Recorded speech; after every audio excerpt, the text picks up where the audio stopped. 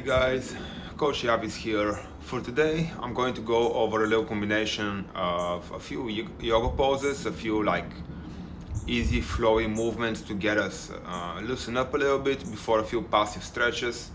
Just a nice little Friday cool down, nothing too fancy. So if you are here and ready, just follow along whenever you want to. And if you are not following along live, we're about to upload this on YouTube. But before I start, a couple of announcements. So number one is the support your local box competition. That already started officially, and CrossFit HQ is hosting it. So every Friday they will release a workout for this and the following 2 weeks. So total of 3 workouts over 3 weeks. We at CrossFit Bethesda are going to do those workouts every Saturday morning at 8 a.m. and right after that at 9:30 a.m. via Zoom, everybody who is free and wants to just hang out and have some coffee, we're going to have that virtual coffee meetup so we can just chat and catch up, see who's doing and what and how everybody's faring so far. Anyhow, let's start.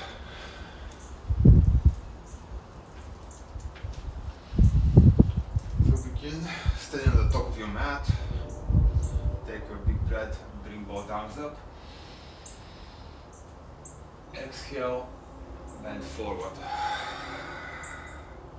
inhale, halfway lift, lengthen through the spine, look up, exhale, place your hands back, step back, and we're going to hold a few seconds here into a plank position, settling how we feel into the body. From here directly, let's lift the hips up and walk the toes under a little as you need to get to a downward dog position. Doing that V shape with your body. Keep using your arms to press into the floor, feet pressing with your heels into the floor as well, as you try to drive your chest towards your knees.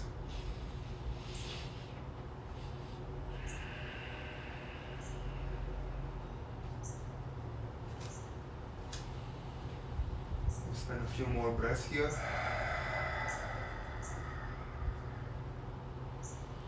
Take a big breath in and exhale. Take a breath in, lift your right leg up. Exhale, bend the knee and twist your right leg so you're dropping the heel over to your left. Going to a three-legged dog with a little bit of a twist. And even though your leg is twisted, try to keep your shoulders square towards the center of the mat.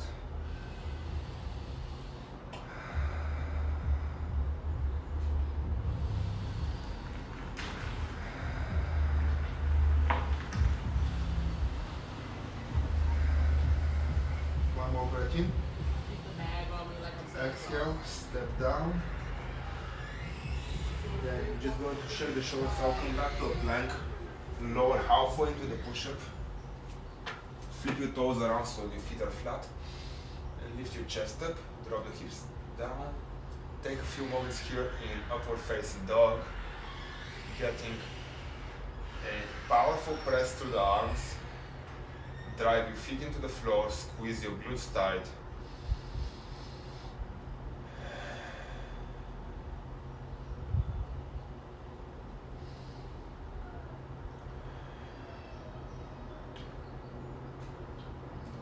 Tuck your toes back onto the mat, and as you exhale, with your next exhale, lift the hips back up, going back to a downward dog position.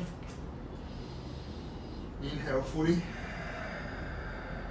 exhale. Take a breath in, lift the left leg up, and as you exhale, bend the left knee over to the side. So again, you're in a three-legged dog with a twist. Press both hands into the floor and try to maintain a square frame through the shoulders as much as you can.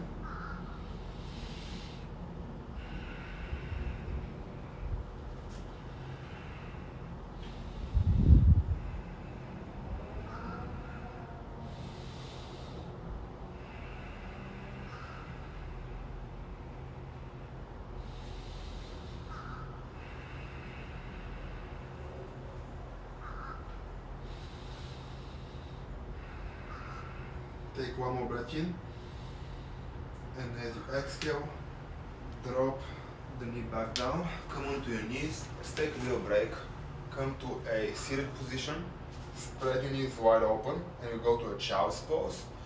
The child's pose, just drive your hips in between your knees down and back as you drive the chest to the floor. You can walk the fingertips forward.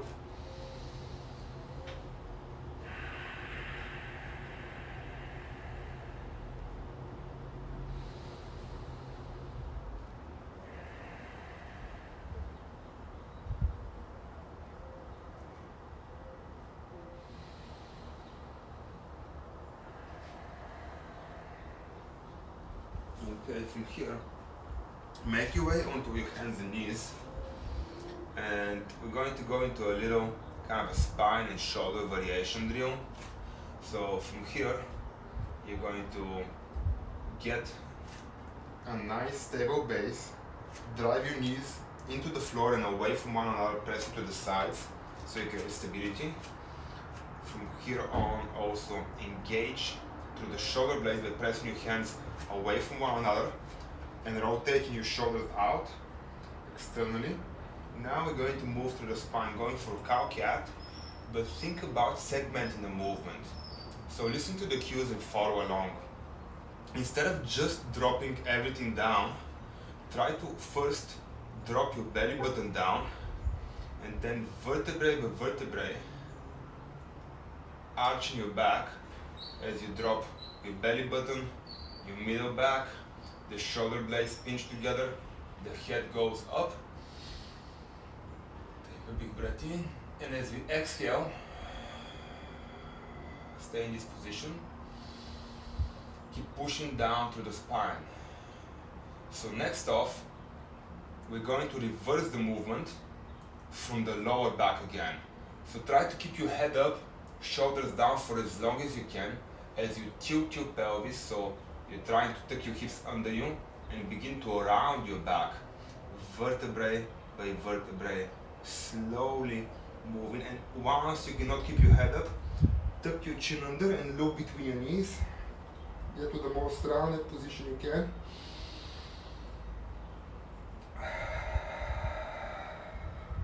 Take a couple of big breaths here. And reverse again.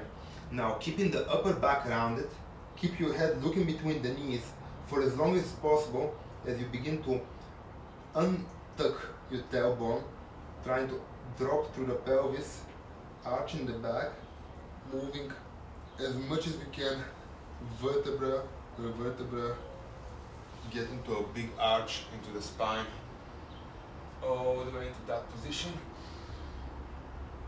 And reverse direction, lower back first, curl it under, vertebrae by vertebrae, middle back next. Once you get to a position that your neck needs to come down, tuck the head under, look between the knees. A few more reps. Just remember, the goal is not to just move into a shape and look a certain way. The goal is to create as much control as we can through the spine, vertebrae by vertebrae, going to a full extension into a full flexion.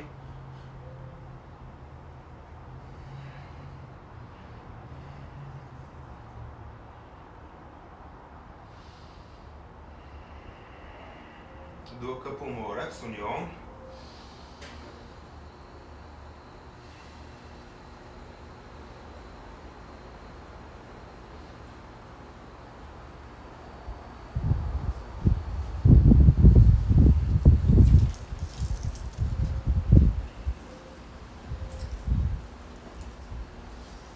Awesome. From here, we have a couple of options. Bring your right leg forward, and you can stay with your knee down, or you can lift up. We're going to work on a twisting anyway, so depending on your mobility and your level, you may want to select the variation for you. We're going to hold this position for about 10 breaths. I'm actually going to switch legs just to give you a better view with the camera for that first round. Have my leg left forward, my right toes and tuck. I'm going to come to that half lunge position and getting another spinal twist. So from here, if you lift your right arm up, left leg forward, I'm going to drive the right elbow down and around, trying to look over my left shoulder. And from here you can maybe bring the hands together or open them out and wide, or if you cannot get the arm in, you can just support yourself. If you cannot get the elbow around your thigh, you may want to remain with the back leg on the ground. Let's take 5 deep breaths here. Every exhale, twisting further in.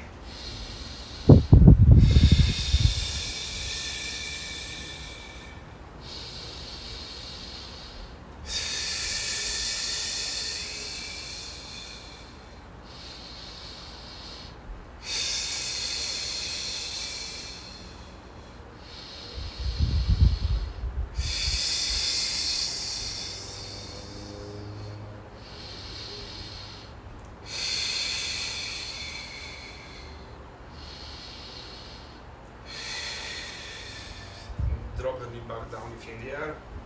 Place your hands back. From here, transitioning straight into a half split position. Dropping the hips backwards, reaching forward with your toes. Now you can play around with the ankle position. Maybe flex the toes in, maybe point them out, that's up to you.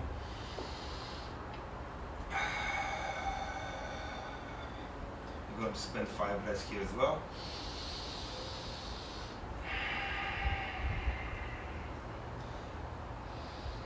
Let the inhales create the extra space. And as you exhale, try to occupy that extra space you just made for your body.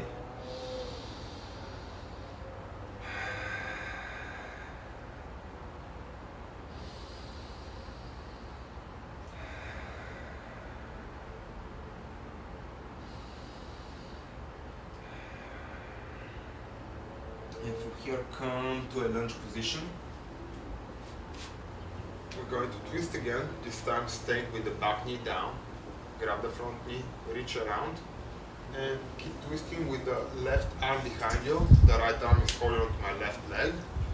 Option here is to bend the back knee, grab it, and pull in even deeper into that stretch, which will also intensify the stretch onto my right hip flexor.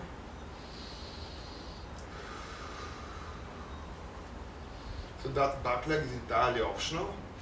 You do not have to go to that position. And if you go there but you find your knee being in pain, first try some more cushion, and if that doesn't work, get out of that stretch and just change position to where there is no pain into your knee.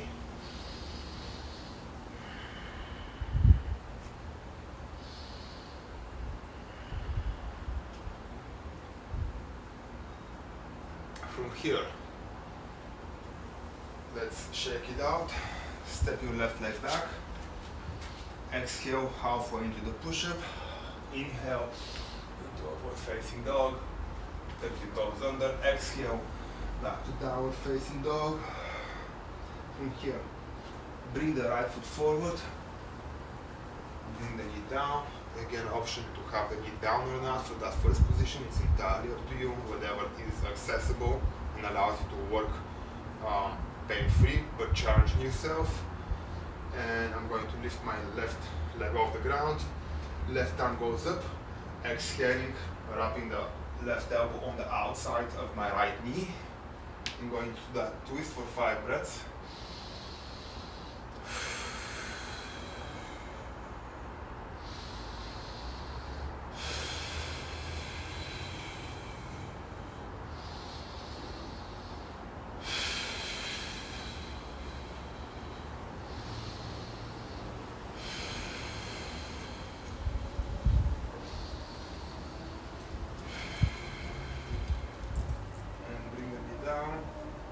From here, half split, right knee extends, hips go back. Again, option to play with the ankle, that will give you different sensation in your hamstrings. Just experiment to what works best for what you need. 5 breaths.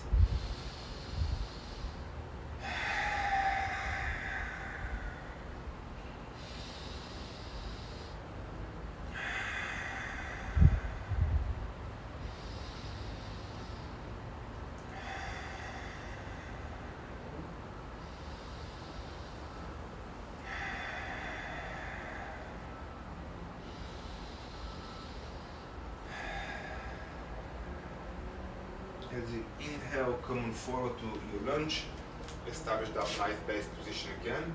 As you reach left hand around the right knee and twist, the right arm opens out to the side, or maybe you grab that back leg and pull the heel in.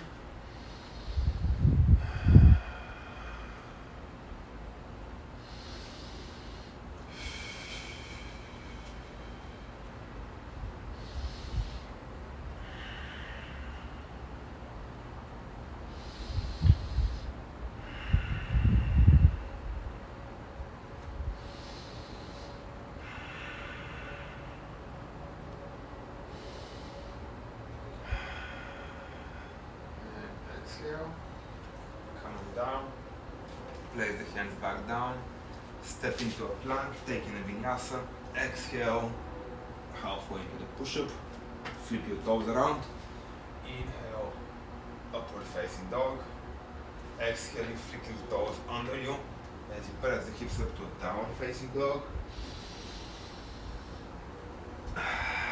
From here, with your hands on the mat without moving them, walk your feet as close forward as you can.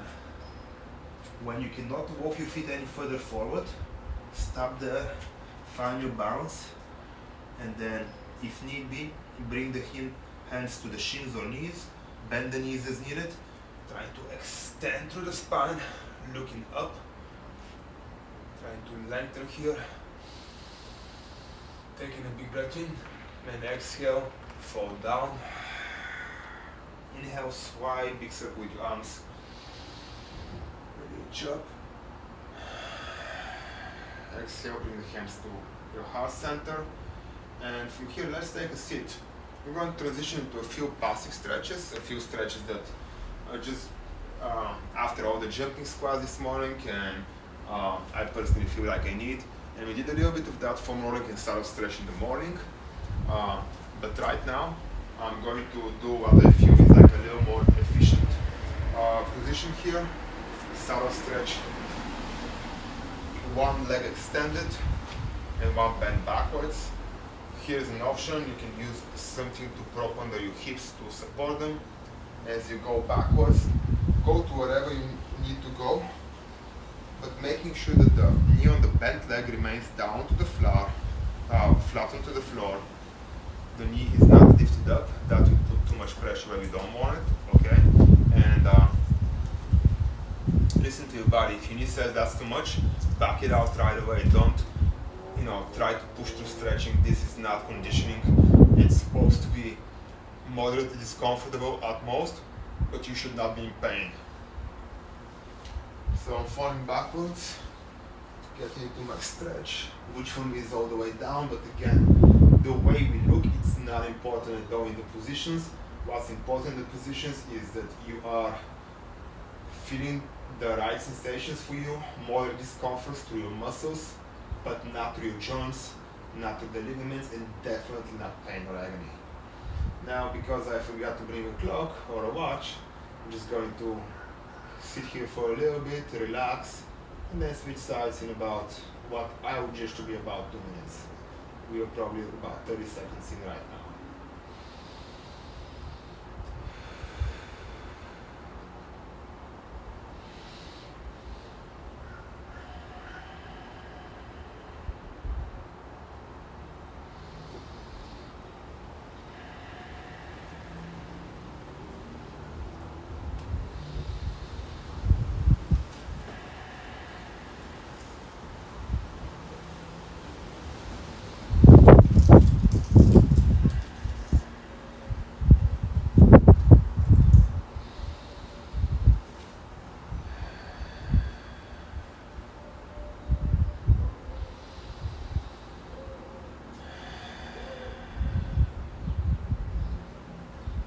Now, we're not going to switch sides right away, we're going to switch position first. And depending on how mobile you are and how used you are to mobility, you may be able to transition straight from laying on your back, which I'll show you. But most of us will not be able to actually do that right away. You have to back out of the stretch before you come back into the next position. it's not really that important of how you switch. Again, the important thing is as you switch to do it with control and not move too fast. Moving fast out of a long passive stretch is definitely a recipe for disaster. There are too many things that can go wrong to even ever attempt doing that. Okay, so from here, for me, I'll just roll to my side, undo my leg, and go to a spine figure 4 that I'm laying on my back. But you can come up any way you need to come up to get to that position where your left ankle is on top of your right knee and we are laying onto the back.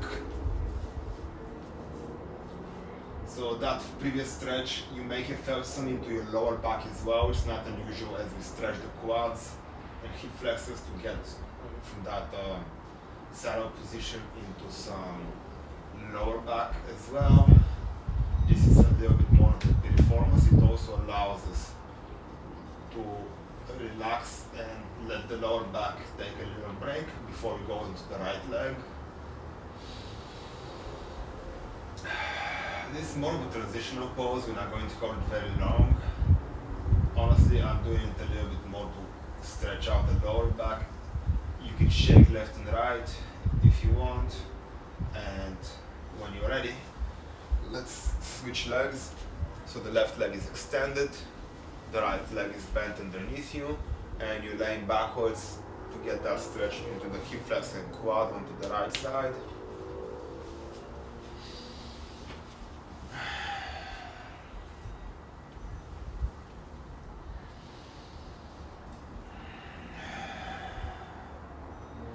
And here is where I'm pretty comfortable in this position if I'm passively staying it. So a little more advanced technique here you can implement, and that you implement regardless of how deep you're in. It's just going to switch from being a passive stretch into an active stretch. Is trying to press your foot and shin into the floor. So it's almost like you're trying to flip your leg extended, but since you're laying on it, that clearly is not going to happen. What this is going to do is going to activate all the stuff on the front of your leg, all the muscle field stretching, and you're going to get a bigger stretch, and then you can let it go slowly. When you approach that active mobility, don't go like super hard and don't go super aggressively into intensity. I'm going to start nice and gentle, pressing into the floor, building up some tension for about 5 to 10 seconds. Once I get to a good pressure, to feel a good stretch, I'm going to hold it. And about 10 to 15 seconds later, I'm going to slowly release it and see if I can maybe square my hips a little bit more. If I can get a little deeper into that position. If I can also relax a little further before I go for another round of that contract and relax technique.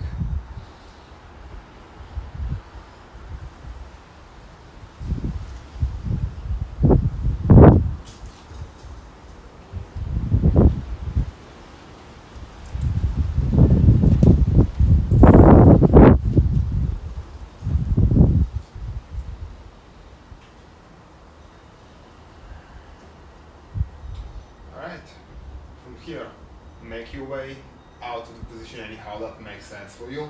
Again, I'm going to just roll on my side, flip my leg around so my right ankle is on top of my left knee, and then go to that spine figure 4. And this is again more to loosen up through my lower back, counter that quad stretch, and actually get my hips. If it was, I'll hold that position a little longer.